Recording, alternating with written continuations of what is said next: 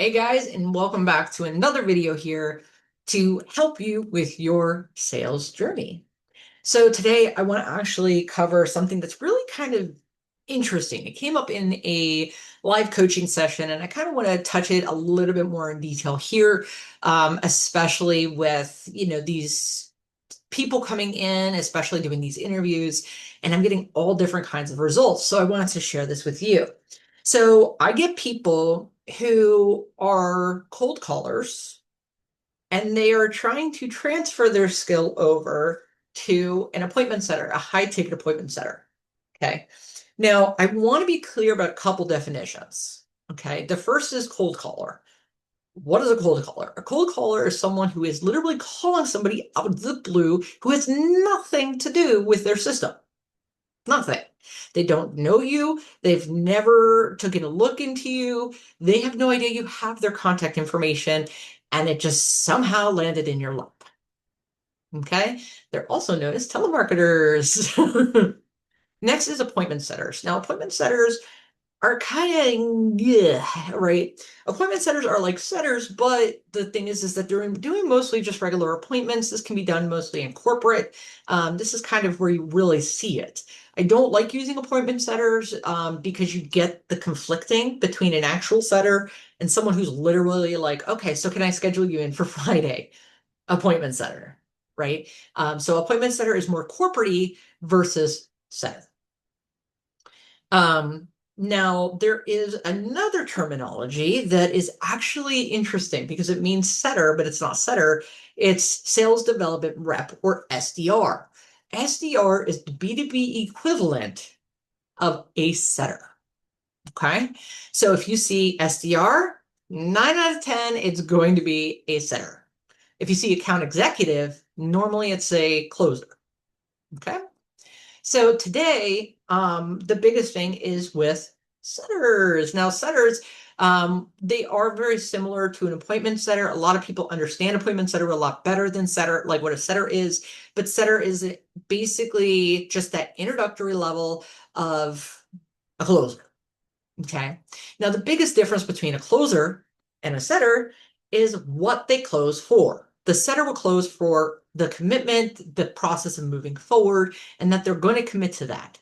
The closer, on the other hand, actually closes them on moving forward on that financial aspect of it. Okay. And they reaffirm everything. So I get cold callers coming on thinking that they can transfer over to a setter. And I'm going to tell you why cold calling skills do not transfer to setter skills. Okay. Here's the main reason why. If you are a cold caller, first of all, kudos to you. I can never do it. Okay. It takes a very special person to do that as far as for characteristics. It also takes a very special skill set to do it as well. Okay. Now, the skill set itself is very interesting because it's kind of pitchy and it's very salesy, it's very pushy. So it's not ideal in this world.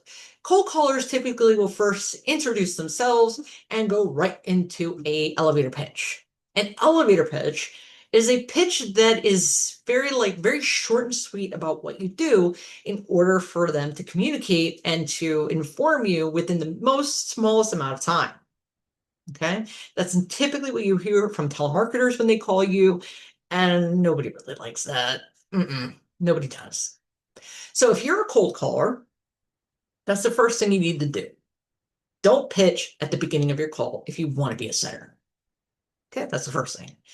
The second thing of cold callers is they don't really ask you direct questions. They ask you a lot of assumptive questions. Now, in this type of assumptive, it's a little different than like asking an assumptive question like, are you able to afford $4,000? I am giving you the assumption of a $4,000 budget, even though you never gave me any budget. That's assumptive question. In this case, it's more or less they're getting a question to assume what you mean for the answer. So what I mean is kind of like the soft band. What do you do for a living? Oh, I do customer service. Okay, they probably have the budget, right? How long have you been working there? 6 years? Definitely has the budget. which is not always true. They could have been terrible at financial management. You have no idea, right? Same thing with authority.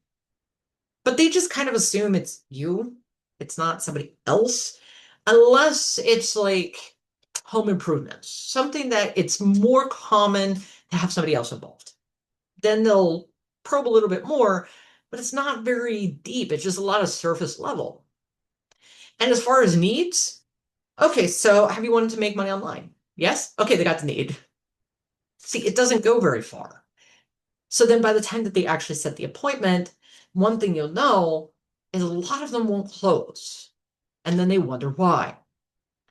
It's because their job is to get the appointments, not necessarily for the close. So with cold callers, these are the big red flags for me when I get them onto an interview. I ask them how many appointments do they roughly set a day? If you say anything 10 and above, probably not good. Okay. It sounds impressive, but when I hear cold caller or I hear anything 10 and above, I get suspicious that it's probably very low quality.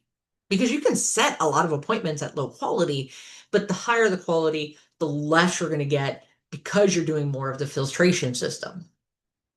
The other thing is then when I ask you about your conversion, and how I do this is obviously, what is your set to close ratio? Now, a lot of people think set to close ratio means set and then it automatically closes on that first call. That's not the case. But out of 10 appointments, how many of them eventually close? It could take 1, 2, 3, 5 calls. Doesn't matter. It shouldn't take more than 3, realistically, just because of the fact that you should be doing your job. And it should be just like a financial thing at that point, for most of the time. Okay. So if I say, okay, you do 10 appointments a day, that's what you're telling me, and you see you have about a 10% set to close ratio, that's not good. That's not good. Okay.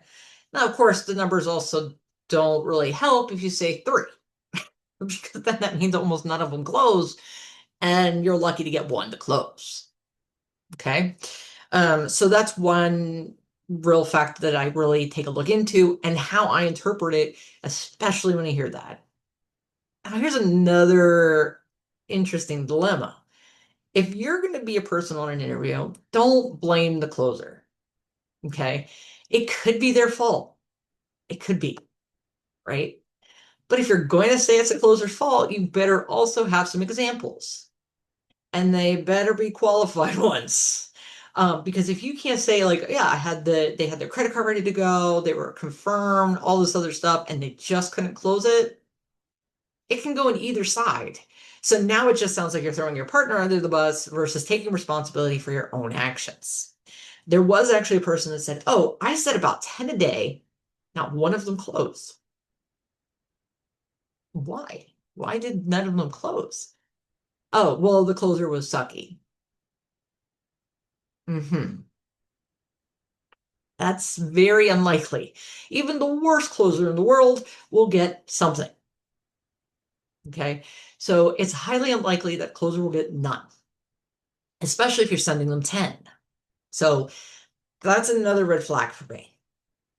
Now, in a cold caller world, this could be a good thing that you're setting all those appointments because it is the inbound, the flux, the volume. In our world, not so much. That's why it doesn't transfer well. Because at the end of the day, it's very surface level. It's not something that really we can work with, even when you do get to a closer. So those are the biggest differences between a cold caller and a setter, especially when it comes to skill sets. So at the end of the day, it boils down to quality, not quantity. Otherwise, cold callers would be on top of the pyramidal match scheme as far as who is really more skilled. Now, keep in mind, though, if you try to switch them and put them into the other person's environment, both would probably fail. Not because their skill set is bad, it's in the wrong spot. Because although a cold caller wouldn't do well here, a setter may not do well in a cold call position either. Just because of the fact they're not maybe well equipped to understand how that works. They might have also different expectations. They might say, hey, you got to make 300 calls and make 5 appointments every single day in order for them to hit it, which means you kind of just have to pass people through. So that's why if you switch them, more than likely they're both going to have a really hard time if they even make it. So it has nothing to do with the person themselves, but what they were trained to do. So if you're a cold caller and you want to be in a high ticket sales industry, I do highly encourage you to go get high ticket sales training of some sort, whether it's closers, setters, anything at all. If you need help to try to find one that is right for you, please go ahead and reach out to me. I know plenty of people who will be able to help you, and we can get you into a program that works for you and can get you into these opportunities. Although I do wish that you would just start with these videos and see how that helps, because sometimes just a little bit of a shift can make a huge difference. So with that being said, until next time.